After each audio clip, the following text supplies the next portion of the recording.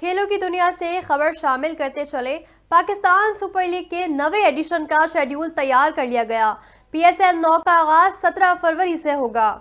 17 मार्च तक जारी रहने वाले इवेंट में 34 मैच खेले जाएंगे। पहले मरहले में मैच लाहौर और मुल्तान में खेले जाएंगे। दूसरे मरहले में मैचेस कराची और रावलपिंडी में होंगे। इफ्तिताही मैच कज़ाफी स्टेडियम में लाहौर कलंदर्स और इस्लामाबाद यूनाइटेड के दरमियान होगा, जबकि इवेंट का फाइनल कराची में होगा। टूर्नामेंट में 7 डबल बैटर्स होंगे, जबकि लीग के 6 मैचेस और एक क्वालिफायर दिन के वक्त होगा। पीएसएल 9 में रावलपिंडी में 3, लाहौर में 2 मैचेस दिन के वक्त खेले जाएंगे। कराची में 11, लाहौर और रावलपिंडी में 9-9 और मुल्तान में 5 मैचेस होंगे।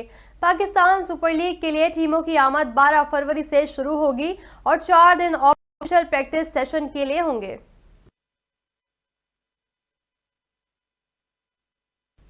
न्यूज़ स्टूडियो से फिलहाल इतना ही। मजीद न्यूज़ और अपडेट्स के लिए देखते रहिए उर्दू न्यूज़ नेटवर्क।